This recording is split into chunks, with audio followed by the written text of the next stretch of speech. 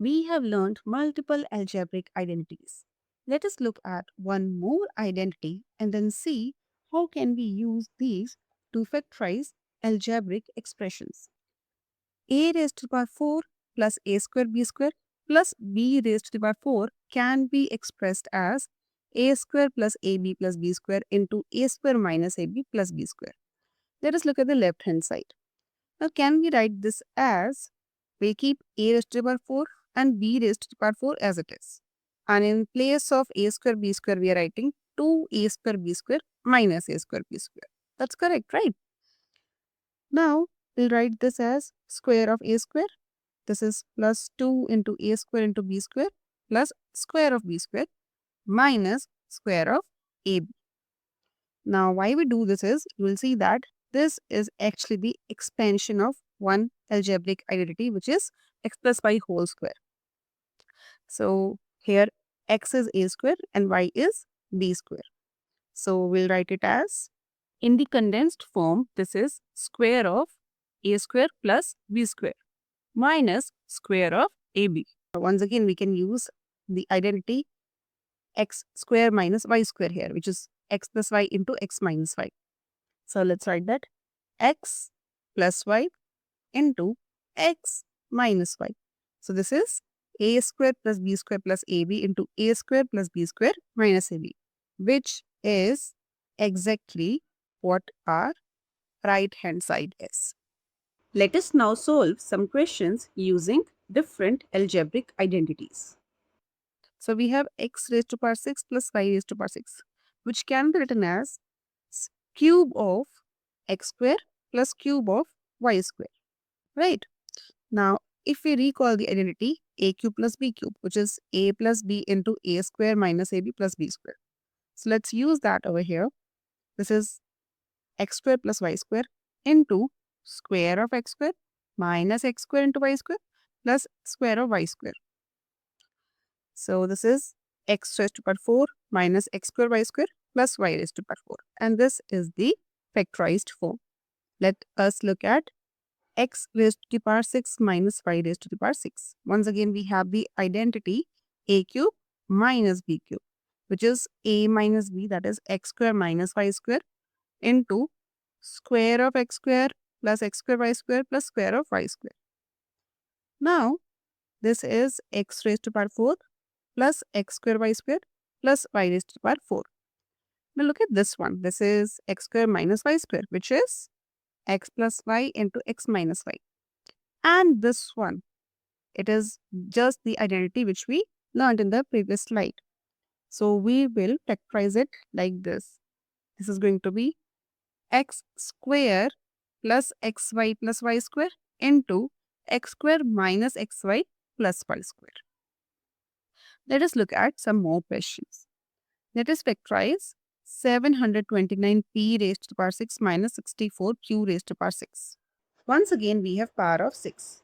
Now we can write it as cube of a square term. 729 is cube of 9. So this term can be written as cube of 9p square and this can be written as cube of 4q square.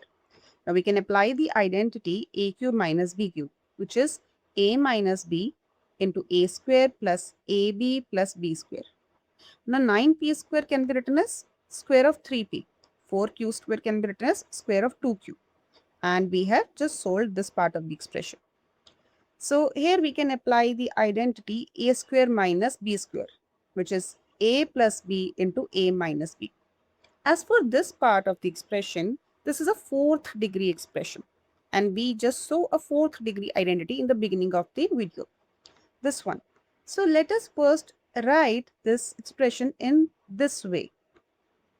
So 81 into p raised to the power 4 can be written as 3p raised to the power 4. And then we have a square b square. So this is 3p raised to the power 2 into 2q raised to the power 2. And this can be written as 2q raised to the power 4. Now we can factorize it like this. So this will be a square, square of 3p is 9p square minus ab. 3p into 2q is 6pq plus b square, that is 4q square into a square plus ab plus b square. Now, this is one way of factorizing this expression. There is another way as well, an alternative approach. Let us look at it. Here we have written it as cube of a square term. Now, let us write it as square of a cubic term. So, 729 is square of 27 and 64 is square of 8. Now, once we have done this, we can apply the identity a square minus b square, which is a plus b into a minus b. Now, this 27p cube can be written as cube of 3p. 8 cube can be written as cube of 2 cube. Now, this makes the identity a cube plus b cube. Let us expand it. A plus b, a square minus ab plus b square.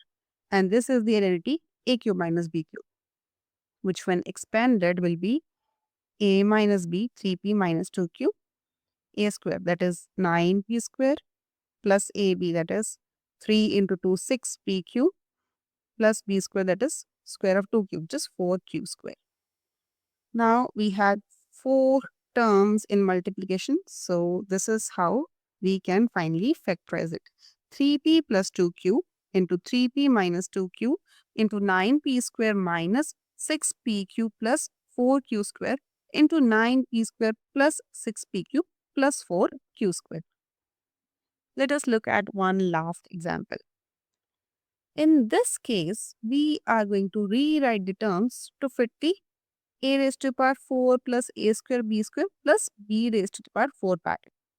So we can write 16 into a raised to the power 8 as 2a square raised to the power 4. And b raised to the power 8 can be written as b square raised to the power 4. And thus this will become the middle term. Now we can use this identity in this case.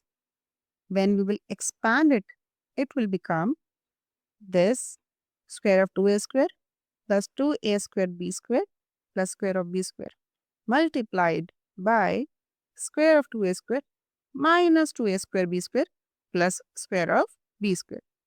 And then we can just write it as 4a raised to the power 4 plus 2a square b square plus b raised to the power 4 multiplied by 4a raised to the power 4 minus 2a square b square plus b raised to the power 4. And that wraps up our look at these higher power identities. Remember, algebra isn't about memorizing random formulas. It is about finding the hidden patterns. And once you learn to spot the hidden patterns, even the difficult looking equations start breaking down effortlessly.